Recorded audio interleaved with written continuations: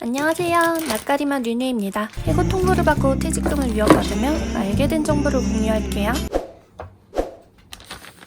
제 이야기를 먼저 할 건데요. 핵심 내용만 필요하신 분은 뒤쪽으로 이동해주세요. 저는 2년이 채 안 되는 기간 동안 근무를 했고 정리해고 통보를 받았습니다. 이후 제대로 된 설명 없이 퇴직연금 DC형 가입 신청서 작성을 강요받았고 한 달 동안 거절하며 그대로 퇴사했어요. 근로계약서상 퇴직연금이라는 단어만 적혀있고 어떤 연금 형태인지는 기입되어 있지 않았습니다. 근로하는 기간 동안 퇴직연금에 대한 설명도 없었다는 점 미리 밝혀드립니다. 1년이 넘었을 때에도 가입 신청서를 작성한 것이 없었어요. 아무튼 선해고 후 퇴직연금 가입 강요를 받은 호구 류뉴입니다. 퇴직연금 DC형 가입 신청서 작성을 강요받은 직후 가입 신청서에 적혀있던 근로복지공단이라는 단어를 보고 전화해봤는데 사업자의 퇴직연금이 근로복지공단 것이라면 전화로 가입 여부를 알 수 있습니다. 필요한 건 사업자 등록번호뿐이에요. 회사 사업장 3개를 모두 확인한 결과 결론은 퇴직연금 DC형에 가입되어 있지 않았었다. 저에게 퇴직연금 DC형 가입 강요를 한 날 다른 직원분들께도 설명 없이 또는 강요를 통해 서명을 받았다고 해요. 그리고 제가 퇴사하는 날 대부분의 직원분들은 2, 3년치의 과거분까지 소급 적용하여 퇴직연금 DC형으로 가입이 되어 있는 상태였어요.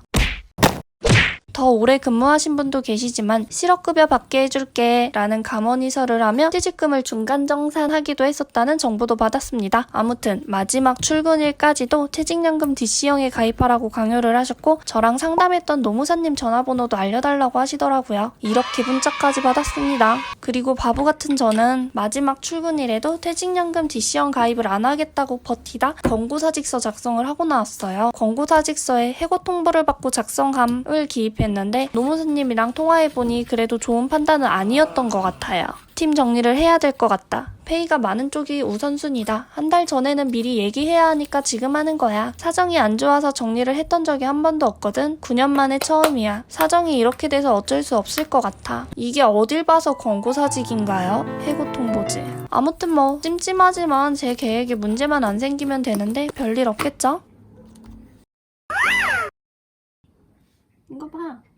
아니 그거 말고 이거 봐. 깜댕아 이것 좀 봐줘.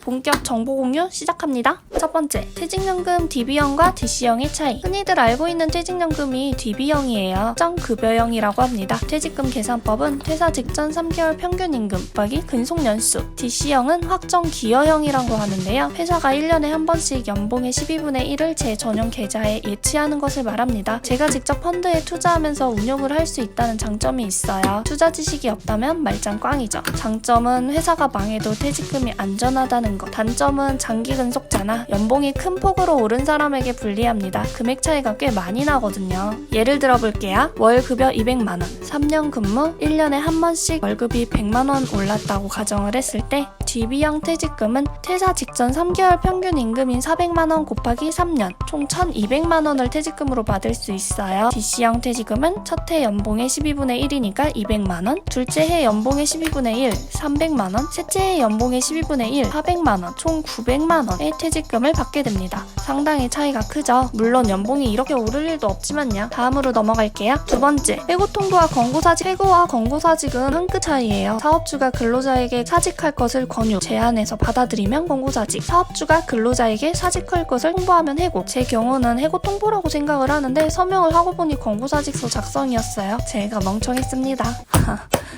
다행히 실업급여 받는 것에는 문제가 없어요. 근로자의 중대한 기책사유가 아닌 비자발적인 퇴사인 경우이기 때문에 권고사직의 경우도 실업급여를 받을 수 있다고 합니다. 그리고 그냥 좀 아리송했던 거? 출근 마지막 날 이 회사는 노무사님 연락처를 알려달라고 했는데요. 회사가 조금 이상하긴 했지만 저를 담당해주셨던 노무사님은 회사랑 통화를 해주셨어요. 사측의 입장도 듣고서 최대한 중립을 지키며 제게 설명을 해주셨는데요. 회사 측에서는 원래 DC형으로 운영을 했었다. 이렇게 노무사님께 거짓말을 했더라고요. 뭐 아직 해결된 건 없어요. 노동청에 다시 상담했을 때는 퇴사 후 15일 후에 진정서를 넣으라고 하시더라고요. 아니면 여러 명이 노무사를 수임해서 진행하는 방법도 있다고 하고요. 슬기로운 퇴사 생활, 건강한 정신 상태의 백수 생활에 도움이 되었으면 합니다. 안녕.